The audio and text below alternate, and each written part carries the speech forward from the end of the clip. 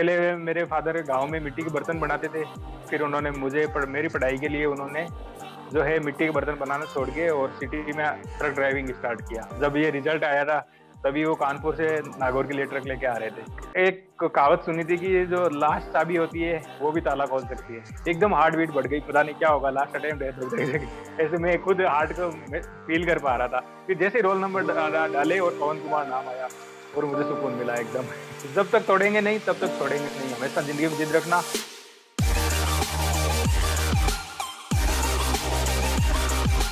Hello aspirants, आज हमारे साथ गेस्ट जुड़े हैं पवन कुमार जी, जिनकी हाल ही में यूपीएससी अगर रिजल्ट की बात करें तो इसमें हिंदी मीडियम में इनकी 551 रैंक आई है। First of all congratulation on your success और आपका बहुत बहुत स्वागत है हमारे यूट्यूब चैनल अनुजगर कोचिंग में। Thank you very much sir. मुझे ये सौभाग्य मिला आज आपसे बात करने का और स्टूडेंट से इंटरेक्शन का। Thank you. अब हम आपके ब्रीफ इंट्रोडक्शन से स्टार्ट करते हैं, आपके बैकग्राउंड के बारे में, आपके नंबर ऑफ अटेम्प्ट्स के बारे में बात करते हैं। सर मेरा जो बैकग्राउंड है वो बहुत ही नॉर्मल फैमिली है। फादर है वो एक ट्रक ड्राइवर है, अभी भी मतलब फादर है वो। जब ये रिजल्ट आया था तभी वो कानपुर से नागौर के लिए ट्रक लेके आ रहे थे, तो एक बहुत ही गौरवान्वित पल था उनके लिए ये। और उससे पहले मेरे फादर गांव में मिट्टी के बर्तन बनाते थे। फिर उन्होंने मेरी पढ़ाई के लिए उन्होंने जो है मिट्टी के बर्तन बनाना छोड़ के और सिटी में ट्रक ड्राइविंग स्टार्ट किया। और वो उनका एक ड्रीम था कि वो मुझे कामयाब होता देखे। तो इसके लिए मैंने बहुत लंबा संघर्ष किया है यूपीएससी की जर्नी का। मैंने ग्रेजुएशन में डेंटिस्ट्री किया है, वीडीएस किया, उसके बाद सिविल सर्विसेज की प्रिपरेशन स्टार्ट की और 3-4 बार इंटरव्यू तक पहुंचा और फाइनली अब सिलेक्शन हुआ है मेरा। तो ये मेरा लास्ट अटेम्प्ट था और मैं हमेशा यही सोचता था कि ये ना, मेरे को हार नहीं माननी है। एक कहावत सुनी थी कि जो लास्ट चाबी होती है वो भी ताला खोल सकती है, तो मेरी ये लास्ट चाबी थी और जिसने यूपीएससी का ये ताला खोला। काफी मतलब इंस्पिरेशनल स्टोरी रही है आपकी पवन, और जैसे आपने बताया आपके फादर के बारे में, और काफी कुछ सीखने को मुझे भी मिलेगा और जो एस्पिरेंट्स इस वीडियो को देख रहे हैं उनको भी काफी कुछ सीखने को मिलेगा। इसी के साथ हमारे पहले क्वेश्चन की तरफ आते हैं, और ये आपसे अभी बहुत लोगों ने क्वेश्चन पूछा भी होगा कि आपका पहला रिएक्शन कैसा था जब आपको पता चला कि 8 बार जब आपका सिलेक्शन नहीं हुआ और ये आपके आखिरी अटेम्प्ट में आपको 551 रैंक मिली है, तो आपका क्या रिएक्शन था? जब अभी हम यहाँ आरएस की ट्रेनिंग चल रही है तो ओटीएस वो प्लेटफॉर्म, वो ऑडिटोरियम में उसमें बैठा था मैं। तो मेरा एक फ्रेंड आया पीछे से और आके बोला कि पवन रिजल्ट आ गया। हाँ, ये मंडे को था कि रिजल्ट तो आ जाएगा, लेकिन ये पता नहीं था कब आएगा। तो जैसे ही मैंने कहा, उसने कहा ये पीडीएफ आ गई, पीडीएफ खोली उसने कहा रोल नंबर बताओ मैं देखूँ। मैंने कहा नहीं यार मैं ही देखूंगा। एकदम हार्ट बीट बढ़ गई, पता नहीं क्या होगा, लास्ट अटेम्प्ट है। ऐसे मैं खुद हार्ट को फील कर पा रहा था। फिर जैसे रोल नंबर डाले और पवन कुमार नाम आया और मुझे सुकून मिला एकदम कि यार फाइनली भगवान ने बचा लिया। और उसके बाद तो वो मेरे कलीग्स बेसमेट थे, तो सबने तालियां बजाना चालू कर दिया। ऑडिटोरियम में एक जश्न का माहौल हो गया और मैंने मेरे फादर को बताया तो वो एक स्पीचलेस हो गए। यार मतलब उनके लिए तो ये ड्रीम ही होता है। आप सोच लो, जो ट्रक ड्राइवर्स हैं तो समाज का जो सबसे उपेक्षित तबका मैं मानता हूँ। और अगर उनका बच्चा अगर कामयाब होके अगर फर्स्ट क्लास में जाए, जो इंडिया की प्रेस्टिजियस सर्विस को करेक्ट करे, तो स्पीचलेस हो गए थे वो। फोन पे ही मैंने उनको समझाया, मैंने कहा पापा तो फिर वो हाँ बोले कि ठीक है यार, बहुत मेरा जीवन अब है ना सौभाग्य धन्य हो गया। ओके, काफी अच्छा लगा मुझे भी जान के। जब मैंने आपके बारे में पढ़ा तो उसी दिन मैंने सोच लिया था कि आपके साथ एक इंटरव्यू तो करना है, क्योंकि आप हिंदी मीडियम से और आपकी जो स्टोरी आपने मुझे बताई है। तो अब स्टार्ट करते हैं, हमारे पहले क्वेश्चन की तरफ बढ़ते हैं। आपने जैसा बताया कि आपका 8 बार आप फेल हो गए थे, आप असफल रहे, तो वो 9वीं बार में आपका जो सिलेक्शन हुआ, तो इतने समय तक क्या मोटिवेशन रहा आपके अंदर कि 8 बार नहीं होने के बाद भी आप 9वीं बार भी आपने एग्जाम दिया और आप प्रयासरत रहे? तो क्या मोटिवेशन था इसके पीछे? इसके पीछे मैं बताता हूँ, और ये मेरे को लगता है कि जो भी यूपीएससी एस्पिरेंट है, तो जो भी कॉम्पिटिटिव एग्जाम है, उसको सबके लिए ये एक लेसन है। मेरी जो स्टोरी है वो उन सब के लिए एक लेसन होनी चाहिए। मैं ये मानता हूँ कि जो चीजें मैंने फेस की वो और कोई ना फेस करे। जब मेरा फर्स्ट अटेम्प्ट था तो फर्स्ट अटेम्प्ट के बाद बच्चे बहुत मतलब कॉन्फिडेंट होते हैं बहुत ज्यादा। वो थोड़ा बहुत कोचिंग वाले और उनको और कॉन्फिडेंस में ला देते हैं। उन बच्चों को लगता है कि बस फर्स्ट टाइम में ही जैसे ही मैं अटेम्प्ट दूंगा और मेरा आईएएस बन जाएगा, लबासना सीधा लबासना ड्रीम देखते हैं। उनको रियलिटी एग्जाम की पता नहीं होती, बहुत ही इनोसेंट बच्चे होते हैं। तो उन्हीं की तरह ही था मैं, और सपना देख लिया था कि बस आईएएस से कम कुछ नहीं, फर्स्ट रैंक। और जब रिजल्ट नेगेटिव आया तो वो मैं बर्दाश्त नहीं कर पाया। और क्लिनिकली मतलब धीरे धीरे मेरी परफॉर्मेंस गिरती गई। पढ़ने में कंसंट्रेट नहीं, हमेशा रहे कि यार हुआ क्यों नहीं सिलेक्शन, उसका हो गया, मेरा क्यों नहीं हुआ। धीरे धीरे क्या है कि वो नेगेटिविटी बढ़ती जाती है। फर्स्ट हमें नेचर ऑफ एग्जाम पता नहीं था कि भाई जो नए स्टूडेंट है वो विशेष कर ध्यान रखें कि आप में बहुत एनर्जी है और आप फर्स्ट फेल्योर से घबराना मत। तो उनमें क्या होता है कि नेगेटिविटी धीरे धीरे बढ़ती गई। और एक नींद नहीं आना, भूख नहीं लगना, ऐसे करते करते जनरलाइज एंजाइटी डिसऑर्डर, जीएडी और डिप्रेशन, क्लिनिकल डिप्रेशन में चला गया। 10 दिन तक नींद नहीं आ रही थी, वेटलेस हो गया। घर वाले ने शक्ल देखी कि ये क्या हुआ तेरे, जबकि ये तो मतलब फर्स्ट अटेम्प्ट मैंने प्रीलिम्स तो क्रैक किया था, लोगों में प्रीलिम्स क्रैक नहीं हो पाती, लेकिन मेरे को था कि बस सिलेक्ट होना ही है।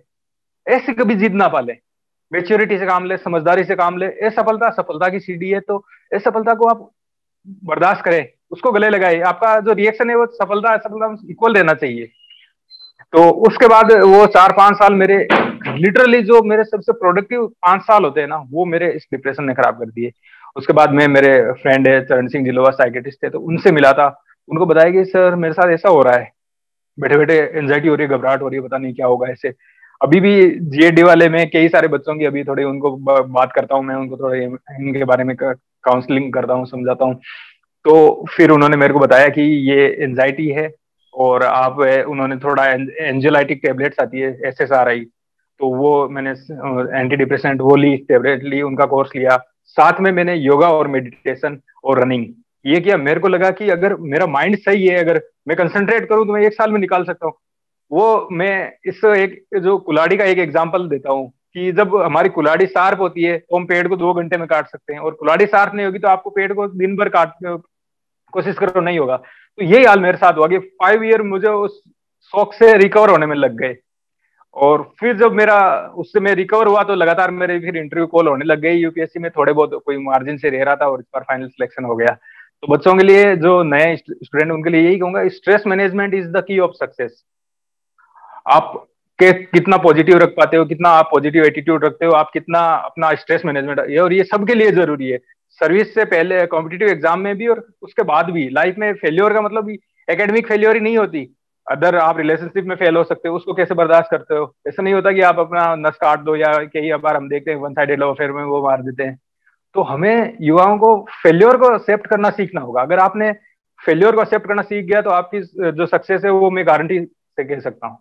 और मेरी सबसे बड़ी गलती यही थी, और आप ऐसी गलती कभी मत करना। आप फेल्योर को ग्रेसफुली सक्सेस करें, अपना एनालिसिस करें कि क्या है, क्या मेरे में कमियां रही, पॉजिटिव रहें, स्पिरिचुअल रहें, योगा मेडिटेशन करें। और लगता है अगर कि चीजें आउट ऑफ कंट्रोल हो रही है तो आप बेझिझक जो है क्लिनिक साइकेट्रिस्ट से कंसल्ट करें। इसको एक टेबू ना माने। मेरे जो फ्रेंड है साइकेट्रिस्ट, वो बता रहे थे कि बच्चे बहुत इसको टेबू मानते हैं, अपने सोसाइटी में ही क्या आ रही है तो वो पागल हो गया। अरे भाई ऐसा कुछ नहीं है। जब जब दवाई बनती है एंजाइटी को दूर करने के लिए या इनसे मेंटल जो डिसऑर्डर्स होते हैं, तो बिलियंस ऑफ डॉलर उनका खर्च होता है। और फॉरेन कंट्रीज है, यूएसए में तो ओवर द काउंटर बिकती है। तो इसलिए हमें इसको टेबू नहीं माना। हमें मेरे में क्या कमी है, मेरे साथ क्या प्रॉब्लम है, उसको पहले एनालिसिस करें, फेस करें, और उसके बाद उसका हर प्रॉब्लम का सॉल्यूशन होता है। आप में हिम्मत होनी चाहिए कि आप उस प्रॉब्लम को फेस कर पाओ, अपने आप को उसको एक्सेप्ट कर पाओ बस। मुझे लगता है कि एस्पिरेंट्स को काफी कुछ सीख मिलेगी कि कैसे फेल्यूर से सीखना है। ये आज पवन से आप लोग सीख पाएंगे। और एक और बात ध्यान रखना, हर प्रॉब्लम का सॉल्यूशन होता है लाइफ में। कभी भी निराश मत होना कि पता नहीं अब सब दुनिया खत्म हो गई, नहीं। हर बार जब रिजल्ट नेगेटिव आता है लगता है दुनिया खत्म हो रही है, लेकिन वापस मैंने अपने आप को बिल्ड किया। तो जब तक तोड़ेंगे नहीं तब तक छोड़ेंगे नहीं, हमेशा जिंदगी में जिद रखना। Okay okay.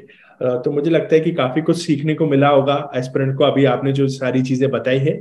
इसी के साथ हमारे नेक्स्ट क्वेश्चन की तरफ बढ़ते हैं पवन जी, कि कब आपने यूपीएससी के बारे में सोचा और कब अपना पहला अटेम्प्ट दिया? मैंने यूपीएससी के बारे में तो 2006 में एक सिलेक्शन हुआ था गोविंद जायसवाल सर का। तो उस समय न्यूज आई थी कि रिक्शा चालक का बेटा बना आईएएस। तब बचपन से मैं भी गांव में रहा था, लाइटें नहीं होती थी, तो दादी माँ पापा कहानियां सुनाते थे बड़े आदमी की, तो मेरे में था कि बड़ा आदमी बनना है। और जब आईएएस का उनका गोविंद जायसवाल का देखा, तो मैंने अपने आप को उस सिचुएशन में पाया कि यार मैं भी सेम बैकग्राउंड, मेरे पिताजी भी ट्रक चालक है, तो कहीं ना कहीं मैं भी ये कर सकता हूँ, इतना बड़ा आदमी मैं भी बन सकता हूँ। वो मेरे माइंड में छप गया। उसके बाद हमारे नागौर में एक जिला कलेक्टर आए थे, डॉक्टर समित शर्मा, राजस्थान के वन ऑफ द फाइनेस्ट वो डीएम रहे हैं।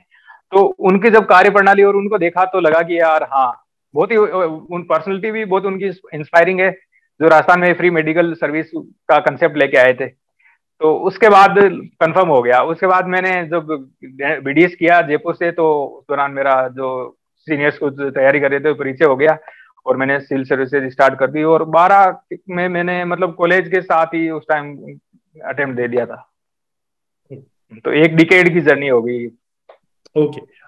इसी के साथ हमारे नेक्स्ट क्वेश्चन की तरफ बढ़ते हैं। भवन, आपने बहुत बार प्रीलिम्स को क्रैक किया है, तो आपसे बेहतर कौन बता पाएगा कि प्रीलिम्स के लिए क्या स्ट्रेटेजी होना चाहिए? और ऐसे हिंदी मीडियम एस्पिरेंट्स, क्योंकि ये सवाल मेरे पास बहुत सारे हिंदी मीडियम एस्पिरेंट्स का आ रहा था कि प्रीलिम्स के लिए क्या बुक लिस्ट होना चाहिए एक हिंदी मीडियम एस्पिरेंट्स के लिए, तो वो भी मैं और मेरे जो एस्पिरेंट्स हैं जो इस वीडियो को देख रहे हैं वो सभी जानना चाहते एक प्रीलिम्स तो मेरे ऐसा संयोग रहा है कि मैं प्रीलिम्स में कभी फेल नहीं हुआ।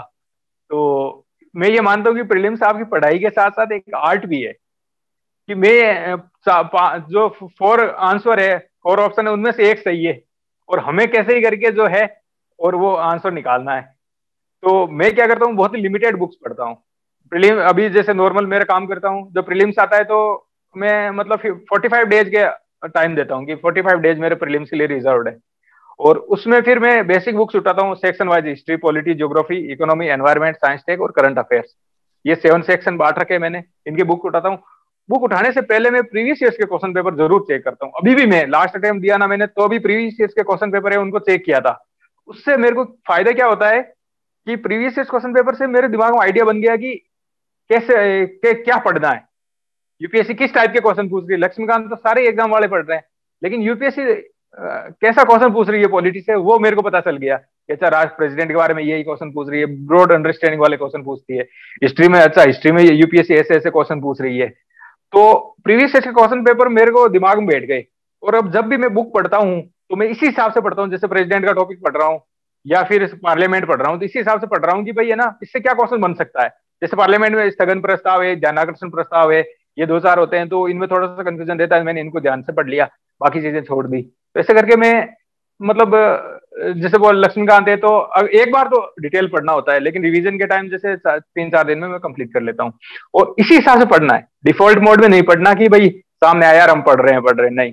इससे क्या क्वेश्चन बनेगा, क्या क्वेश्चन बना हुआ है, बस इस हिसाब से पढ़ना, सेक्शन वाइज पढ़ना, और लिमिटेड बुक्स पढ़ना। कोचिंग के रिसोर्सेज है ना इतने ज्यादा, मतलब बच्चों के साथ मैं देखता हूँ कि इन्फॉर्मेशन बॉम्बार्डमेंट होता है उनके साथ, अलमारी भरी पड़ी है बुक्स की, जिंदगी भर पढ़े तो भी वो ना पढ़ पाए। जब मेरी बुक्स है, मेरी टेबल पे ही आ जाती है, छोटी सी बुक है, एक बैग में मैं पूरा सामान यूपीएससी का डाल देता हूँ। तो कम बुक्स पढ़ें, लिमिटेड रिसोर्सेज पढ़ें और अच्छे से पढ़ें। और बेसिक बुक्स है तो मैं आपको तो अभी बता दूं, आपको तो फिर व्हाट्सएप पे ओपन कर सकते हैं। हाँ, मैं मतलब अगर आप बताएंगे तो काफी अच्छा रहेगा। अच्छा अच्छा, ठीक है चलो। इनको देखो, मीडियम वालों को काफी प्रॉब्लम आती है हाँ इसमें। हाँ हाँ, बिल्कुल बिल्कुल। हिस्ट्री के लिए मैं क्या करता हूँ कि एंशियंट, मिडाइवल, मॉडर्न 3 सेक्शन बांट रखे हैं।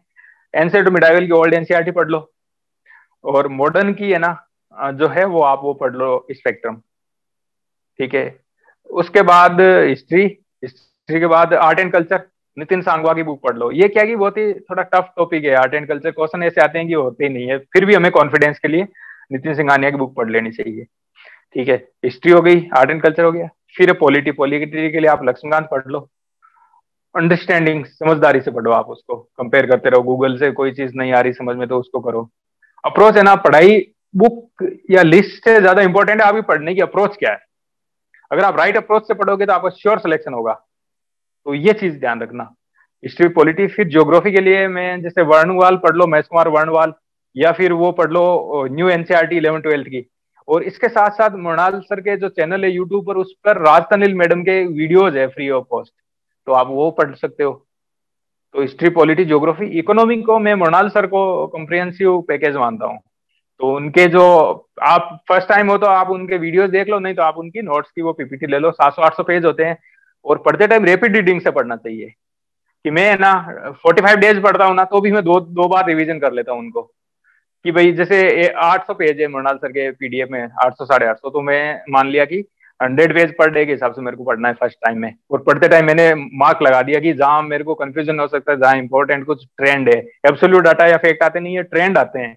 कि जैसे बैलेंस ऑफ पेमेंट कब नेगेटिव रहा, या कंटिन्यूअसली हमारा पॉजिटिव रहा है, या ऐसा, तो उनका ट्रेंड देख लिया वो थोड़ा। इकोनॉमी हो गई, history, polity, geography, economy. Environment और साइंस टेक ये सबसे इंपॉर्टेंट टॉपिक है। और बच्चों को गलती क्या करते हैं हिंदी मीडियम वाले की, ये थोड़ा सा अच्छा मैटर नहीं मिलता, तो वो क्या करते हैं कि इसमें पढ़ते नहीं है, इसको कम जोर देते हैं। और हिस्ट्री में उनमें मजा आता है तो उनको पढ़ते जाते हैं। प्रोफेशनली पढ़ना है, मजा आने के हिसाब से नहीं पढ़ना है, किससे क्वेश्चन आते हैं उस हिसाब से पढ़ना है। टीचर्स को भी मजा आता है, हिस्ट्री 3-3 4-4 महीने पढ़ाते हैं कि हाँ भाई ऐसा लगता है बस हिस्ट्री एक ही सब्जेक्ट है, जबकि वो एक छोटा सा पार्ट है। तो एनवायरमेंट और एनवायरमेंट इकोलॉजी साइंस टेक के लिए आप एक तो जो इकोलॉजी की बुक है, एनसीईआरटी आती है, वो जो 12th की बायो बॉटनी की बुक है, उसके साथ पीछे इकोलॉजी का एक सेक्शन है। इसके अलावा शंकर आईएएस और पीएमएफ आईएएस ये पढ़े थे मैंने। और पढ़ने से ज्यादा इंपॉर्टेंट अभी भी मैं कह रहा हूँ कि आपकी अप्रोच है, कैसे पढ़ते हो। उसके बाद साइंस टेक। साइंस टेक के दो सेक्शन है, एक तो अप्लाइड साइंस, बेसिक साइंस या स्टैटिक साइंस जो है, दूसरा है टेक्नोलॉजी, जो लेटेस्ट टेक्नोलॉजी है। तो अप्लाइड साइंस के लिए आप विजन आईएएस की कोई बुकलेट बता रहा था, मेरे तो क्या साइंस बैकग्राउंड रहा है, तो अप्लाइड साइंस मैंने अच्छे से पढ़ी हुई है, तो इसलिए मेरे को ज्यादा दिक्कत नहीं आती। फिर भी एनसीईआरटी पढ़ लो, या अप्लाइड साइंस का विजन की बुकलेट है, या और भी आपको कोई सोर्स मिल सकता है। और जो टेक्नोलॉजी है लेटेस्ट, उसको आप विजन की 365 या मैगजीन को फॉलो करो, साथ में एक सेक्शन बना लो कि लेटेस्ट टेक्नोलॉजी कौन कौन सी है। स्पेस टेक्नोलॉजी में लेटेस्ट डेवलपमेंट इसरो की साइट पे या कहीं पे ऐसे देख लो। सुपर कंप्यूटर्स है तो कौन कौन से फास्टेस्ट सुपर कंप्यूटर्स है, ब्लैक होल, ग्रेविटेशनल वेव जो CERN वो है। तो ऐसे बायोटेक्नोलॉजी में लेटेस्ट क्या हुआ, जैसे क्रिस्पस Cas9 टेक्निक है, तो यूपीएससी ने 3-4 बार उसको पूछ लिया। और भी जो जो आपके पास टेक्नोलॉजी सामने है ना, उनके लेटेस्ट आप गूगल पे सर्च कर लो। तो ऐसे करके हम, ये सेक्शन हो गए history, polity, geography, economy, environment, science tech. और फिर करंट अफेयर्स के लिए आप चाहो तो 1 newspaper, 1 magazine, Indian express newspaper पढ़ लो, या दैनिक जागरण पढ़ लो, और विजन की मंथली मैगजीन पढ़ लो। तो उसको 365 की जरूरत नहीं पड़ेगी। और जो मंथली मैगजीन नहीं पढ़ पाते हो 365 पढ़ लो। बस इतने से मेरे पास सोर्सेज रहते हैं। इसके अलावा मेरे पास कोई भी बुक नहीं है, कुछ नहीं है। मुझे लगता है कि हिंदी मीडियम वाले जो विद्यार्थी हैं उनके उनको आपके जो रिसोर्सेस है उससे काफी मदद मिलेगी। अब हमारे नेक्स्ट क्वेश्चन की तरफ आते हैं। जब मैं आपकी मार्कशीट चेक कर रहा था तो मुझे पता चला कि आपके इंटरव्यू में 173 मार्क्स आए। तो इंटरव्यू में आपने ऐसा क्या किया, या आप कोई टिप्स शेयर करना चाहते हो ताकि आप, क्योंकि आप इतना अच्छा स्कोर कर पाए हैं इंटरव्यू में, तो आप उसके बारे में हमें बताएं। इंटरव्यू में ठीक मेरे को मतलब ठीक मार्क्स आ जाते हैं। लास्ट टाइम भी मेरे 190 मार्क्स थे, मनोज सोनी सर का बोर्ड था। तो इंटरव्यू के लिए मैं यही कहूंगा बच्चों से कि आप कॉन्फिडेंट होके जाए बिल्कुल। ठीक है, इंटरव्यू में आपकी जो मतलब एक बोलने की जो आर्ट है, उसी का ही वो परफॉर्मेंस है। और आपसे आपको मतलब नॉलेज वहां चेक नहीं होगा, आप कितने कॉन्फिडेंट हो वहां पर। अगर आप नर्वस नहीं हो तो मैं कह रहा हूँ, इंटरव्यू के बारे में ऐसे कहा जाता है कि 160 मार्क एवरेज है। इससे ऊपर लाना है तो आपको मेहनत करनी पड़ेगी, और इससे नीचे लाना है तो भी मेहनत करनी पड़ेगी। बहुत लोगों को ऐसे होता है कॉन्स्टेंटली 110 115 मार्क्स नंबर आ जाते हैं। तो इसलिए मैं यही कहूंगा कि आप कॉन्फिडेंट रहे इंटरव्यू में, बैकग्राउंड पे अच्छे से वर्क करें, और नेगेटिव लोगों से दूर रहें। चाहे कोई भी आपको कह रहा है ना आपकी पर्सनैलिटी में 1000 कमियां बता रहे हैं, नहीं, उनसे आप दूर रहो। आप जितना पॉजिटिव एनवायरनमेंट में रहोगे उतना आपके लिए बेटर रहेगा इंटरव्यू के टाइम। तो कई जगह ऐसे होते हैं जहां मॉक इंटरव्यू के टाइम बच्चों को इतनी कमियां बता देते हैं कि उसको खुद को ही पता नहीं होता है कि क्या हो गया। उसको लगता है बाहर निकलते टाइम कि मैं तो बस आईएएस बनने के तो लायक ही नहीं हूँ। जबकि उसमें पूरा कैलिबर है। तो ऐसे लोगों से दूर रहे। अपना एक इनफॉर्मल ग्रुप बना ले, जैसे 5 जने हैं, हम इंटरव्यू दे रहे हैं, तो 5 जनों का एक इनफॉर्मल ग्रुप बना लिया, एक टेबल चेयर वगैरह कहीं सेट कर ली, और आपस में एक दूसरे का लगातार 1-to-1 मॉक कर रहे हैं। तो ये सबसे बेस्ट है। और कोचिंग जाओ तो आप 2 मॉक उनकी वीडियोग्राफी लो, और खुद को एनालिसिस करो कि मेरे में क्या कमियां हैं। बेसिक चीजें हैं जैसे आई कॉन्टेक्ट वगैरह है, थोड़ा बॉडी लैंग्वेज है, ये पॉजिटिव बॉडी लैंग्वेज रखना चाहिए, ये इन चीजों का थोड़ा ध्यान रखना बस। मेरे पास बहुत सारे एस्पिरेंट्स के क्वेश्चन ये भी आ रहे थे कि हिंदी मीडियम वाले जो विद्यार्थी हैं उनको ऑप्शनल कौन सा लेना चाहिए, तो इस पे आपकी क्या राय है? क्योंकि मेरे पास इसके लगभग 5-6 क्वेश्चन आ चुके हैं कि हिंदी मीडियम को क्या ऑप्शनल चूज करना चाहिए। अभी इतने दिन तो मैं संस्कृत लिटरेचर का बोलता था या हिंदी लिटरेचर का कि भाई लेकिन इस बार संस्कृत लिटरेचर का मार्किंग बहुत नेगेटिव रही, खराब रही, तो मैं यही कहूंगा कि हिंदी लिटरेचर ठीक है, सेफ ऑप्शनल है इनफॉर्मली, और बाकी आप में आपका जिसमें इंटरेस्ट है या आप जिसमें बेटर कर सकते हैं वो आप करो। जनरल जो लोग हैं उनके लिए मैं ये सजेस्ट करूंगा कि हिंदी लिटरेचर ठीक है, बाकी आपके टैलेंट पे। पवन कुमार जी, आपका जो डेली स्केड्यूल है ऐसे एस्पिरेंट क्या रहता था, वो भी हम सब जानने के लिए इच्छुक हैं कि आप कितने बजे उठते थे, कितनी पढ़ाई करते थे, और जब पढ़ाई नहीं करते थे तो उस समय में आपका क्या आप कार्य करते थे, ये हम सब जानना चाहते हैं। देखो मेरे को ना इतने लंबे टाइम तक टिके रहने में योगा और मेडिटेशन का सबसे इम्पोर्टेंट रोल रहा है। तो मेरा एक लाइफ का एक शेड्यूल था कि मैं सुबह उठ के और 1 घंटा आसन प्राणायाम और मेडिटेशन करता है, 1 घंटा, और इवनिंग में मैं मतलब 30 मिनट्स की रनिंग करता था, 3 किलोमीटर की, तो 20 मिनट लगते थे। तो ये तो मेरा था, ये शेड्यूल था कि स्ट्रेस मैनेजमेंट रहे और मैं नेगेटिविटी से दूर रहूं। उसके बाद में 8-1 बजे में जैसे ये एग्जाम से पहले का बता रहा हूँ, जैसे प्री से 1 महीना पहले और मेन से 2-3 महीने 2 महीने पहले का शेड्यूल ये रहता था कि सुबह उठता था, योगा मेडिटेशन किया, ब्रेकफास्ट वगैरह नहा के 8 बजे मैं लाइब्रेरी चले जाता था। घर से ही मैंने इस बार अटेम्प्ट दिया है, घर से ही दिया है, ठीक है। तो 8 बजे मैं लाइब्रेरी चल जाता, 8 से 12 बजे तक 4 घंटे लाइब्रेरी पढ़ लिया, बीच में एक टी ब्रेक होता था, वो मैं चाय पी लेता था वहां लाइब्रेरी के अंदर बैठ के आराम से पढ़ते हुए। तो 12-1 बजे में घर आता था, घर आके फिर लंच होता, थोड़ा आराम करके 3 बजे वापस चला जाता और 3 बजे से 7 बजे तक पढ़ता था। 8 घंटे की मेरी डेली की पढ़ाई हो जाती थी बस। तो ये प्री से जस्ट पे मतलब प्री और मेन एग्जाम टाइम में है ये बस। इसके अलावा बाकी टाइम में तो जैसे मैं जब एग्जाम नहीं होते तो पार्ट टाइम जॉब भी करता, कभी कोचिंग, एक क्लिनिक ज्वाइन कर रखा था मैंने जोधपुर में, तो वहां पर डेंटल क्लिनिक था, तो वहां पर मैं पार्ट टाइम जॉब करता, कभी जैसे कोई कोचिंग में पार्ट टाइम जॉब कर लेता। मेरा मेन फोकस यही था, और पार्ट टाइम जॉब का ये था कि फाइनेंशियली मैं इंडिपेंडेंट रहूं और थोड़ा बहुत सपोर्ट भी कर सकूं। पवन, यहाँ पर ये क्वेश्चन ये भी आता है कि जैसे आपने बताया कि आपके फादर के बारे में हमें बताया है, तो आपको अपने फादर से क्या सीखने को मिला? आप वो सीख अगर हम सभी को बताना चाहें तो काफी हेल्पफुल रहेगा एस्पिरेंट्स के लिए। बच्चों के लिए मैं यही कहूंगा कि एक सबसे इंपॉर्टेंट चीज मैंने देखी फादर में, पॉजिटिविटी, ऑप्टिमिस्टिक थे बहुत ज्यादा। मैं जब नेगेटिव निराश हो जाती, इतना पढ़ा लिखा, मेरे फादर ज्यादा पढ़े लिखे नहीं, 7वीं 8वीं पास है, लेकिन फिर भी उन्होंने कभी हमेशा मेरे पे ट्रस्ट किया, कभी मेरे से क्वेश्चन नहीं पूछा कि तू फेल कैसे हो गया, और मेरे को मोटिवेट करते कि बेटा जो भगवान करेगा अच्छा करेगा, तू टेंशन मत ले, तू आराम से रहे।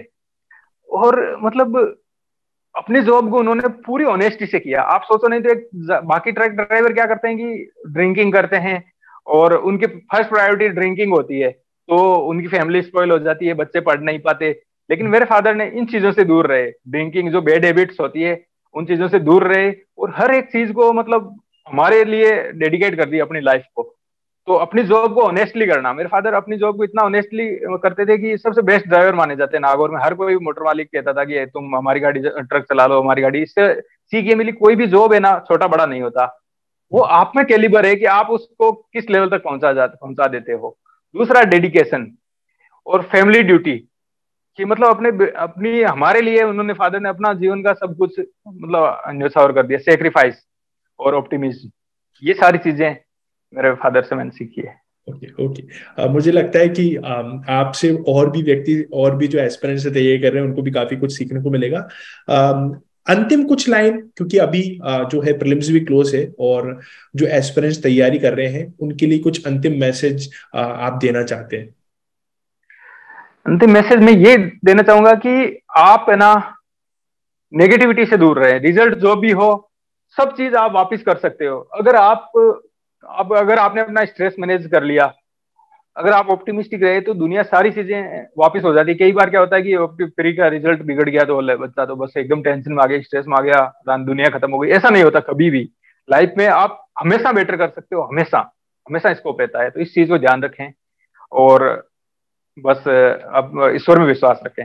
कुछ चीजें हमारे हाथ में नहीं होती, जो हम अपनी तरफ से बेस्ट कर सकते हैं, लेकिन जो डेस्टिनी को जो मंजूर होता है वही होता है लास्ट में। तो अब अपना जीवन को अच्छे से जिए, और जो हमारे हाथ में प्रॉब्लम नहीं है उन चीजों की क्यों टेंशन करनी, हमारे हाथ में है, हम पढ़ाई करो बस। काफी इंस्पायरिंग स्टोरी रही है पवन कुमार जी आपकी, और काफी कुछ सीखने को मुझे भी मिला है, और जो विद्यार्थी इस वीडियो को देखेंगे उनको भी सीखने को मिलेगा। आपका बहुत बहुत धन्यवाद जो आपने हमें समय दिया, और एस्पिरेंट्स के लिए आप ये जो इंटरव्यू सेशन हुआ है उनको काफी फायदा मिलेगा। That's it for today. Thank you and have a nice day.